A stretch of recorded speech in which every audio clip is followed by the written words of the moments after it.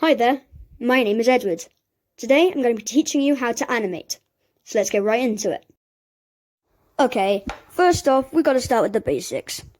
What is animation? It's a question I get asked a lot.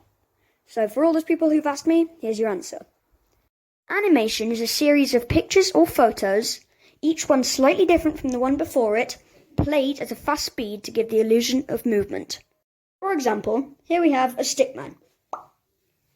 This stickman doesn't look like he's doing much because it's just a drawing. I haven't animated him yet. But if this is the first picture, let's have a look at the second one. Doesn't look like much of a difference, does it? It just looks like he's slightly squatted down. But then we have the third picture, and the fourth, and the fifth. But he's still just slightly squatting down. But if you look at the first picture, compared to the fifth picture, you can see that there has been a lot of movement between the first and fifth. And the 6th, 7th, 8, 9, 10, 11, 12. Here we have what we've made so far. Well done, we just made our first animation. Next, I'm going to be talking about the 12 principles of animation. Don't worry, I won't be talking about all of them today. I'll just talk about, the most important ones that even I use. Up first is squash and stretch.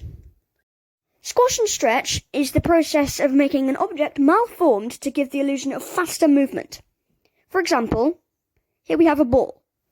The ball is, just here, but let's say we throw the ball up in the air.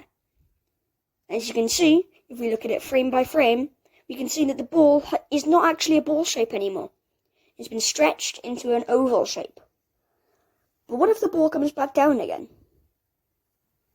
Well, now you can see that the ball clearly has been malformed again when it hit the ground. Let's watch what we've made so far.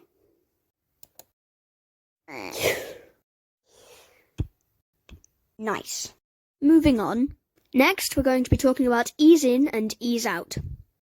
Ease in and ease out is when the object on screen is moved less in the early frames and more in the later frames, or even vice versa, depending on whether it's accelerating or decelerating. For example, here we have a car. As you'll notice, the car is still at the moment, but it's just about to pull out of its parking space. There we go. Now let's watch it frame by frame. As you can see, the car is moving a lot less in the early frames and a lot more in the later frames. This makes the car look like it's accelerating. Now let's look at deceleration.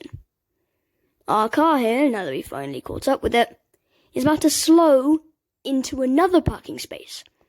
Here we go. There we are. Now let's look at it frame by frame. Now as you can see, in the earlier frames, it looks like there should be some in-between frames there because of how big the movements are. And in the later frames, it looks like there's not much movement.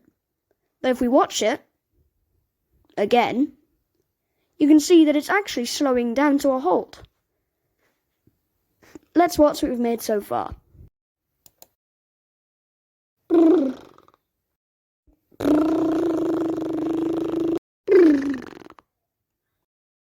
Fantastic. Now, next we're going to be moving on to something which I don't think is actually part of the 12 principles of animation, but it's something that I do that I think comes in handy. And that is to break it up. No, before you start breaking up your drawing tablet, phone, or flipbook paper or whatever, let me explain. Have a look at this animation. As you can see, there's quite a lot going on. But if we look at one thing, like this guy throwing and catching a ball, for example, or the child on the swing, you can see clearly that we can just animate one thing at a time. We can separate it into different parts, which means you can do one thing now, and the rest of it later if you're doing a lot of things in one scene.